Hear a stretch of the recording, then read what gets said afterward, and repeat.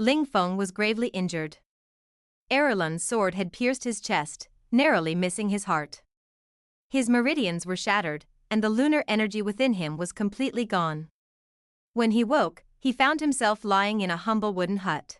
A woman in white sat by his bedside, her eyes closed, long lashes casting shadows, a picture of utter innocence.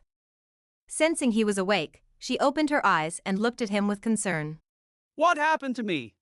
In your condition, you're lucky just to be alive. Thanks to you. Otherwise, I'd be in the underworld by now. Yes. Ling Feng wanted to laugh, but a chuckle brought sharp pain.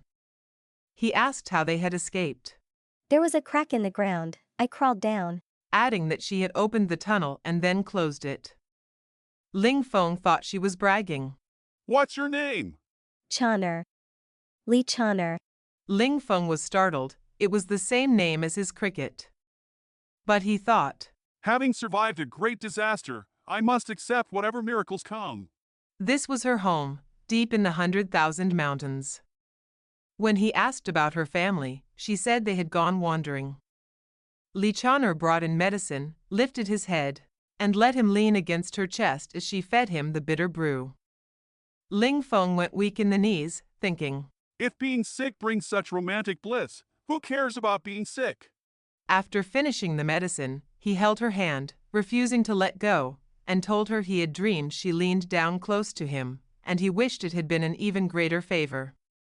She pursed her lips in a small smile and gently pulled away. Ling Feng spent half a year in the mountains recovering. He tried to restore his internal energy, but to no avail. It was as if he had lost the ability to absorb the power of the moon. Without his energy, he was just an ordinary man. Once he was stronger, he helped Choner chop wood, catch fish, and raise chickens. They lived self-sufficiently, their days peaceful and quiet. One evening, as they soaked their feet in the creek, Ling Feng asked, When will you marry me? Choner lowered her head in silence, then stood up and walked away. Ling Feng chased after her and grabbed her hand. This time, she didn't shake him off. He kissed her cheek, and she pushed him away, running back to the hut. At dawn, Ling Feng quietly lay down beside her. She woke up, and they gazed at each other. Then she drifted back to sleep, a sweet smile on her face. The creek flowed down from the mountain, forming a deep pool. The water overflowed into a massive cave, the bottom of which was unfathomable. One day, Ling Feng heard a voice echoing from the deep cave. Ling Feng, come down. Startled, he asked who it was. The voice replied, Guardian, come down and I will tell you. Ling Feng ran back to the hut and told Choner. She said, Perhaps that place has a destiny with you. In the afternoon, they went to the pool. There was no sound. They waded into the water to catch fish and play, and Ling Feng kissed Choner again. She didn't resist. Suddenly, the voice came from the cave once more. Ling Feng, come down. A chill ran down their spines. Ling Feng shouted, Are you human or ghost? Neither human nor ghost. My kin are all gods. Ling Feng grabbed Choner and ran. The next day, Choner was gone. Ling Feng searched all day and even went to the deep cave to call for her, but there was no response. Intending to go down and look for her. Then Choner returned, looking exhausted and weak. Where did you go? To the place you wanted to go. I don't want to go anywhere. I just want to be by your side.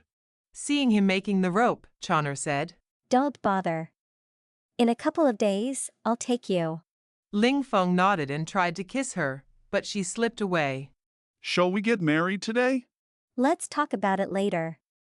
Right now, I just want to sleep. Choner slept for 3 days and 3 nights. When she woke, Ling Feng cared for her like a child, carrying her to the outhouse and finding clothes for her. Choner smiled and pushed him away playfully. After finishing some fish porridge, Choner packed a bundle, saying she needed to go on a long journey. She covered Ling Feng's eyes with her hand and said, Let's go. Ling Feng's vision went black, and he felt his body falling. When he opened his eyes again, they were in a cave passage. Walking out of the cave, they found themselves amidst green hills and clear waters, a landscape straight out of Jiangnan. Ch.13 led him into another passage, and a flash of blue light passed over them. When they steadied themselves, they were standing on high ground at the entrance of a village. Smoke curled from chimneys, chickens clucked, dogs barked, every household was eating dinner. Shall we go into the village? Wouldn't that be disturbing them? Let's mooch a meal. But as they walked, the village turned into ruins before their eyes. A voice sounded right beside Ling Feng's ear. Come this way. Ch.13 did not seem to hear it. They arrived in front of a stone castle, completely deserted. Welcome to the Spirit Clan School. This time, Ch.13 heard it too. They climbed hundreds of stone steps, and suddenly the castle came alive. People with horns, tails, and wings were bustling about. An elder walked out.